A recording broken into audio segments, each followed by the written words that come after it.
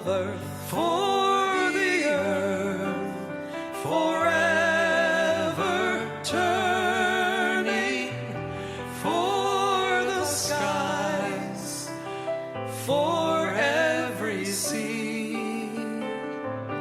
To our God we sing, returning home to our blue-green hills of earth.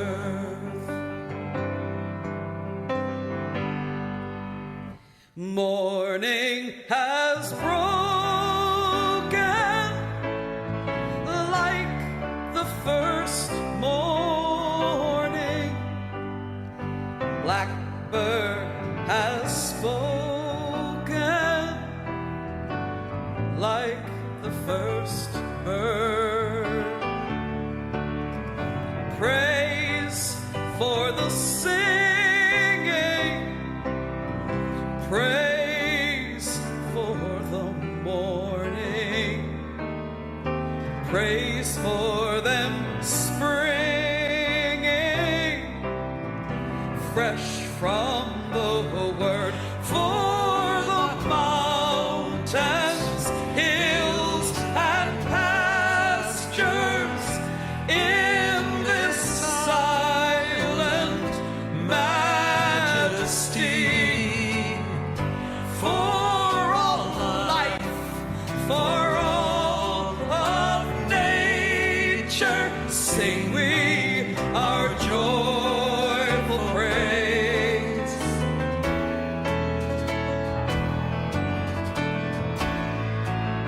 Oh, mine is the sunlight,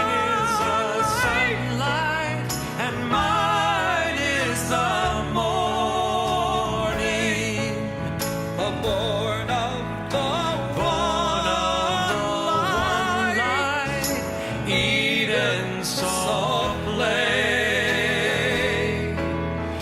Praise with elation, praise every morning, oh, God's recreation of the new day that's broken like the first morning. Birds spoken like the first bird. Praise the singing, praise for the morning. Sing we are springing fresh from the word, home to our blue-green hills of earth.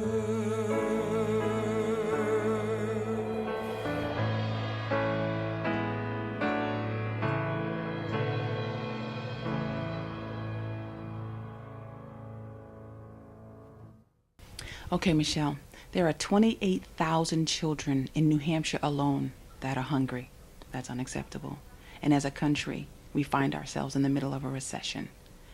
Talk to us. Let us see the reality, some reality that some people don't even want to see, but help us out. Okay. Yeah, there is 28,000 children in the state of New Hampshire that live at or below the poverty line, and then there's another group that's just above the poverty line that isn't even counted. And those, the gap is really widening between people that may have everything they need and those kids that are absolutely out there just suffering. And I can tell you about a young man that I've known for the last 7 years who has been sharing for his birthday. He asks for no presents. He asks that people bring canned goods to him, and he then brings them to the food bank. He was about 5 years old when he started doing this. And every year, in July, his birthday is, he brings in a pile of canned goods, and every year it's more and more. Now, this is a young man, 5 years old. He started as a child. He could have been one of those children in poverty, but he wasn't. And he decided that he needed to share. Now, if we had more adults that would do that, That's right. you know, it would be a better place, and everybody would have exactly what they need to be able to succeed in life. You know, children with empty stomachs don't learn. They can't pay attention in school. Sometimes they can't even go to school because they're too sick. You know, sometimes they have to skip meals. Sometimes they're sharing a meal that should be just for them, and it's shared with 4 or 5 other children. And this is in New Hampshire, and we see it every day. And there is a solution out there, and it's those people that can do something to step forward and, you know, take a little responsibility and help out your fellow neighbor, because that's really who it is. It's your neighbors, it's your friends. This is our problem, not problem. their problem or Exactly. your problem, but this is our problem. Exactly. And together we can come up with solutions for the problem. We definitely can. And what insight a 5-year-old could see the problem and find a solution, I'm sure we as adults. We should be able to. We definitely should be able to. And it's the only way that, you know, think about the future of not only the state but the country. It really lies in the children's hands. And if you give them a great beginning, then you'll have an excellent future. So.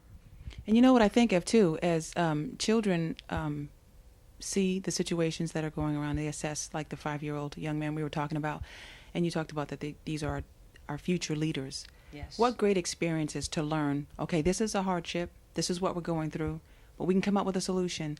What better training for leaders of tomorrow than to see a situation, come up with a solution, and then see what's the word that I'm looking The for? fruits of their labor. Yes, and the unity. Exactly. Wonderful. Thank you so much, Michelle. You're welcome. Okay, I've got a question for you guys. What does hope mean to you? I think hope means if you have given up on something, it to try to stop giving up and do it again. Keep believing. So basically, we are our best tools. If we utilize ourselves to love and help and share, this can be a better place to live in. Is that what you're saying? Exactly. Treat others the way you want to be treated. Ooh, the golden rule: treat others the way you would want to be treated. Be happy. Be happy because everything's going to be all right. Yeah. Yeah. We were thinking of things that we would tell people to give them a message of hope and not despair. So these are the things that our young leaders of today and tomorrow have to say to you and to all those around them. Keep hope alive. Hello and welcome to Mount Carmel Rehabilitation and Nursing Center. I am honored to be in the presence of 2 very wonderful ladies, Evelyn and Elsie, and they are age 91 and 91 and a half. That's right, you heard it correctly, 91 and 91 and a half. They're here today to share some wisdom, stories, and knowledge to help us and future generations get through hard times with a message of hope and inspiration. Looking at the economic challenges that we're going through, and a lot of people are saying, well, what do we do? Where do we go from here? Yeah. But I guess one of the best things that we can tell them is to always think positive and never give up hope. Always think positive and remember there's somebody stronger than you Yes, watching over you. yes, I believe that with all my heart. yes. And it worked for me. Well, listen, if it worked for you, then it'll work for others, right? Yes. Right, that's right. I was always uplifted Yes. or something. I went to church. My mother said, you go to church. Yes. She took me to church Yeah. and she said, if you want to go to church, you can. There it is. If you don't want to go, you don't have to. Hey, I wanted to go. You wanted to I go. wasn't being forced, so I wanted to go. Yeah. And it made it nice. It's better to be positive and upbeat. You have to be. You have to be. Yes. Tears never solved anything. Ooh, yes. So you've got to face what's there and do the best you can, take care of what the situation is. That's right. That's right. A situation or an experience that you went through that was tough, and you could have looked at it in a negative way, but you chose the positive way. There was, yes. When I was little, my father went to the hospital when I was 4 years old, and he was there in the hospital till I was 16 when he passed away. Wow. But we went to see him once a year because he was down in Brentwood, and we didn't have any car. That's back in the old days, you know, when I was young. And so I looked forward to the car ride, but it was hard for me to see him because he couldn't lift me up and sit me on his lap like the other fathers did. And I think I longed for a hug from a father, but it didn't matter.